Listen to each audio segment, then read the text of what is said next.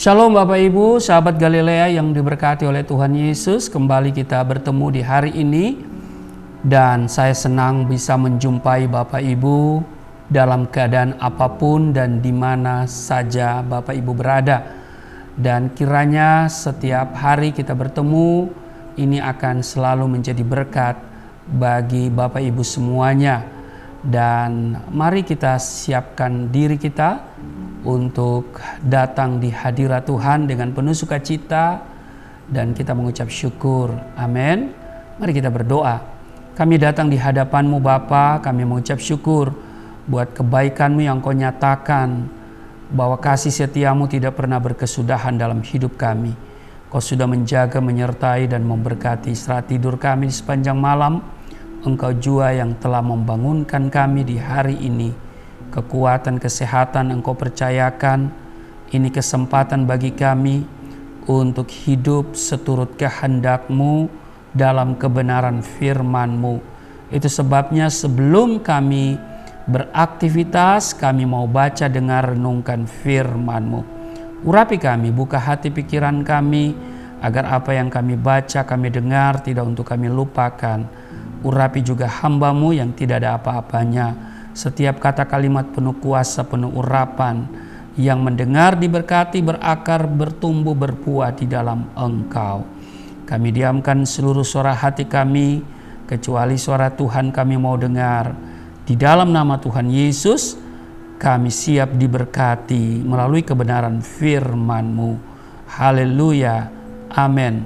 Kita membaca di Markus pasal 10, ayat 17 sampai dengan 27, orang kaya sukar masuk kerajaan Allah.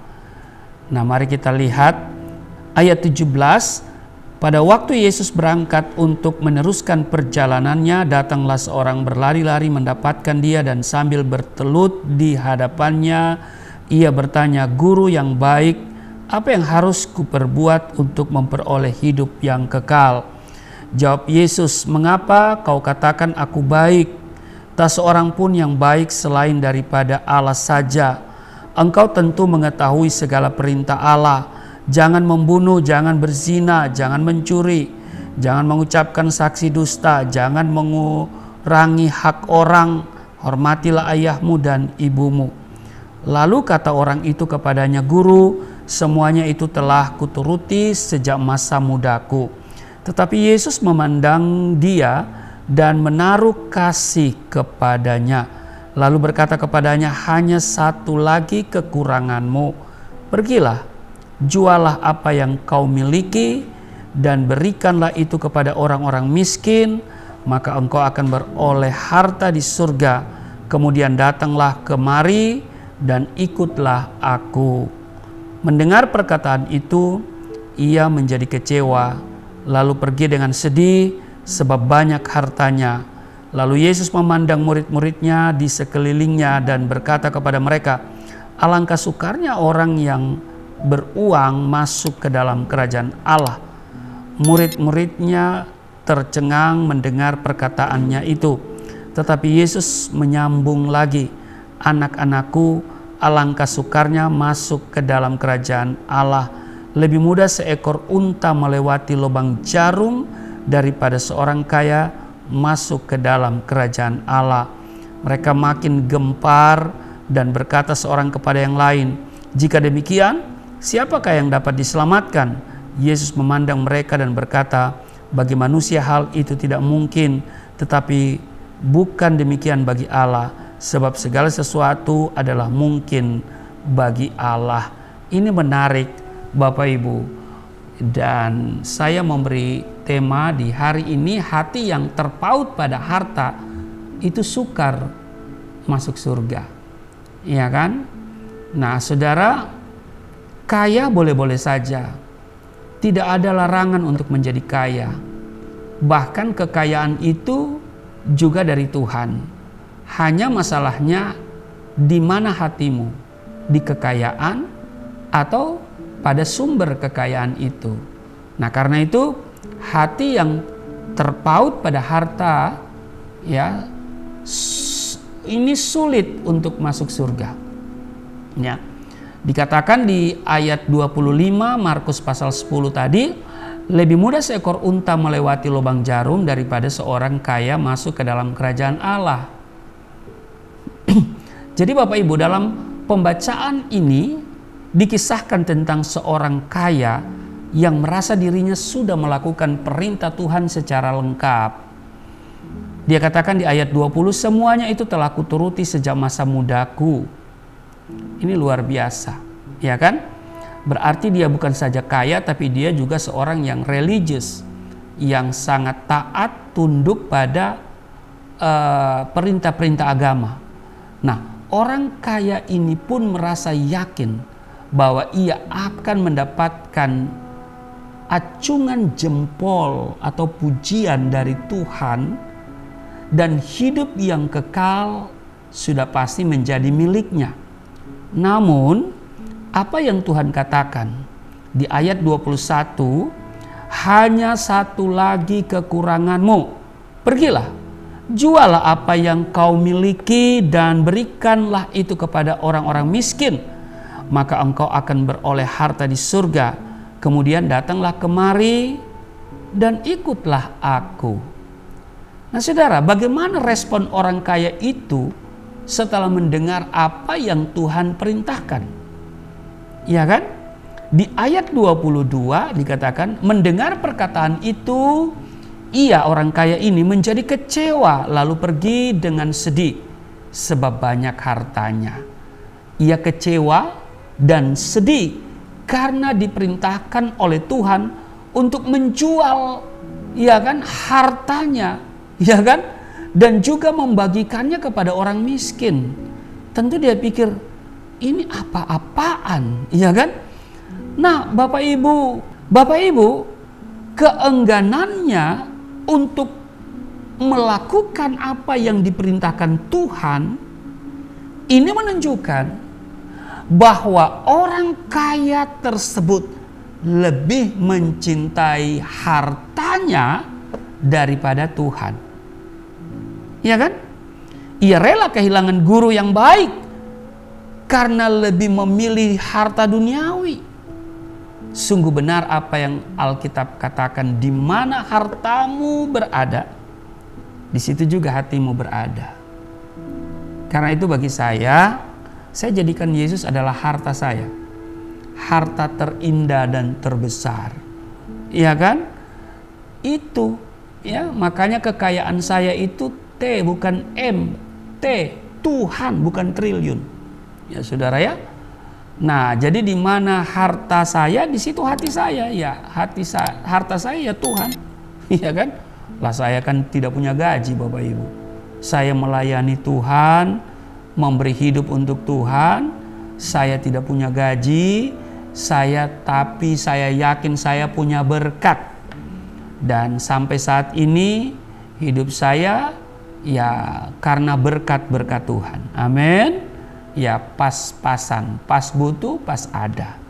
Ya, saudara ya, memang tidak gampang menjalani hidup tanpa gaji Bapak Ibu ya. Tidak ada dasar untuk berharap. Ya. Tapi saya jadikan kekayaan saya adalah Tuhan. Itu sebabnya saya selalu bilang saya tidak punya uang banyak untuk masa depan anak-anak saya, tapi saya punya Tuhan yang berotoritas atas masa depan mereka. Ya kan? Nah, jadi Bapak Ibu, begitu jelas dikatakan di Matius pasal 6:21, di mana hartamu berada, di situ juga hatimu berada. Jadikan Tuhan sebagai hartamu. Amin. Tuhan menegaskan bahwa ketika seorang mendapatkan uang, ya, ketika seseorang itu mendapatkan uang, harta atau kekayaan sebagai yang terutama dan segala-galanya, sulit bagi orang tersebut untuk masuk dalam kerajaan surga.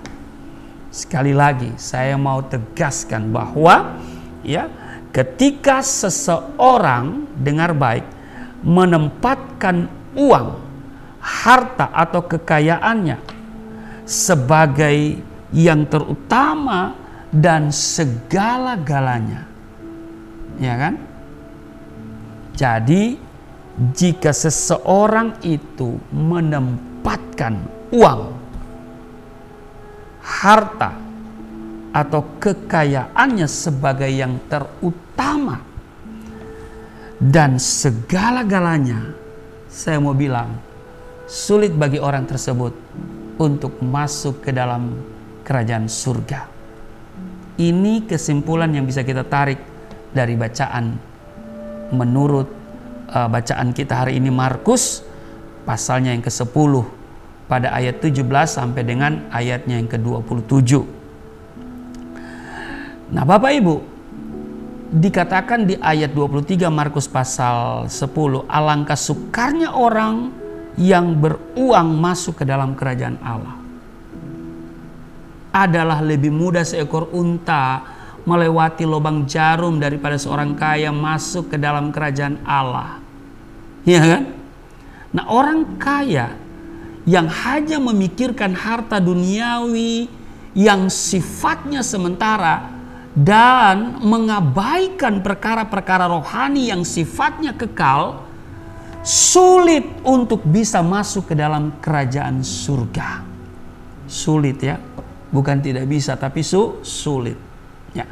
Namun Tuhan mengatakan bahwa tidak ada yang tidak mungkin bagi orang kaya untuk masuk kerajaan surga, asalkan nih dia hatinya tidak terpaut pada harta itu.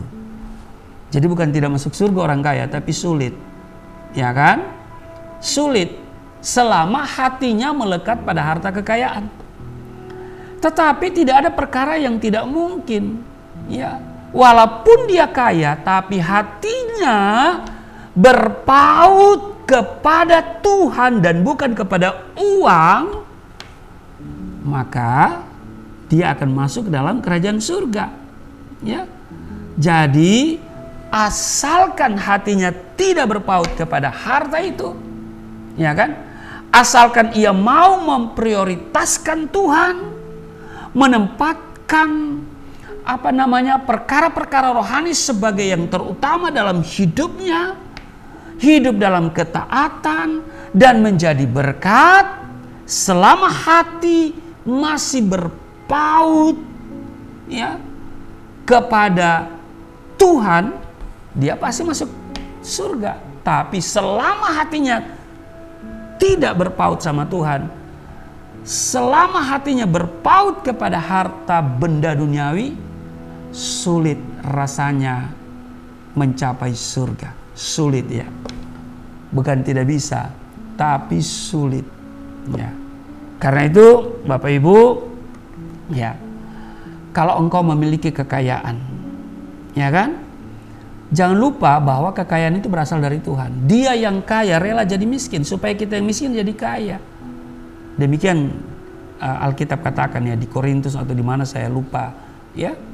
Nah, jadi kalau kita kaya, ingat bahwa ada satu pribadi yang pernah jadi miskin, Yesus namanya. Dan karena itu kalau kita diberkati kaya, mari kita pakai juga untuk memuliakan Tuhan. Hati kita melekat sama Dia, kita andalkan Dia, kita hidup taat, kita menjadi berkat, kita support pekerjaan Tuhan, kita memberitakan Injil, kita mensupport para pemberita Injil, kita menyelesaikan amanat agung. Maka ini yang sesungguhnya Tuhan senang. Dan engkau ya akan senantiasa dikenang oleh Tuhan, dan engkau pasti memiliki tempat yang terbaik bersama Tuhan. Amin. Mari kita abdikan seluruh hidup kita untuk melayani Tuhan. Bagi saya, prinsip saya, melayani adalah memberi hidup. Mari kita beri hidup kita untuk Tuhan, sebab Tuhan sudah beri hidupnya untuk kita. Amin. Dia mati ya bukan menggantikan kita, tapi sebagai kita. Iya kan? Karena itu mari kita sungguh-sungguh melekatkan hati kita berpaut sama Tuhan. Dan pasti berkat itu bonus ya mengikuti kita. Amin. Tuhan Yesus memberkati. Selamat beraktivitas. Mari kita berdoa. Terima kasih Tuhan, hari ini kami diingatkan supaya hati kami tidak berpaut kepada harta kekayaan yang sifatnya sementara, tetapi kami harus berpaut kepada Tuhan. Maka Tuhan yang berjanji, jika hati kami melekat kepadamu, Engkau akan beri umur panjang, Engkau akan menjawab doa-doa kami, Engkau akan membentengi kami, Engkau melepaskan kami dari segala kesesatan. Dan karena itu, biarlah kami selalu merindukan Tuhan, dan ketika kami bekerja, kami memuliakan Tuhan. Terpujilah Engkau, berkati seluruh sahabat Galilea dalam tugas kerja mereka hari ini. Perlindungan Tuhan bagi kami semua sempurna. Kami tidak celaka, kami tidak sakit, kami tidak kekurangan. Ada damai sukacita, dan kami selalu melekat kepada Tuhan. Di dalam nama Tuhan Yesus, haleluya, amin.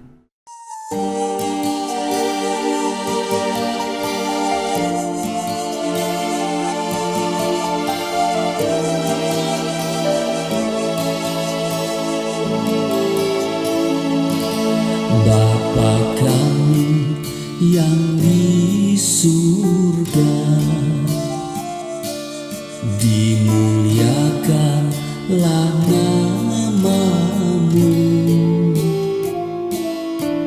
Datanglah kerajaan, jadilah kehendak-Mu di bumi seperti di surga.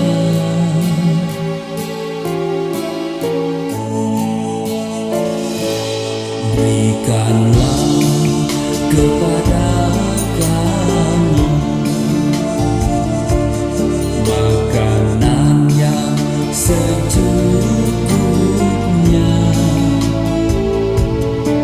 Ampunilah dosa kami seperti kami mengampuni orang yang bersalah pada kami.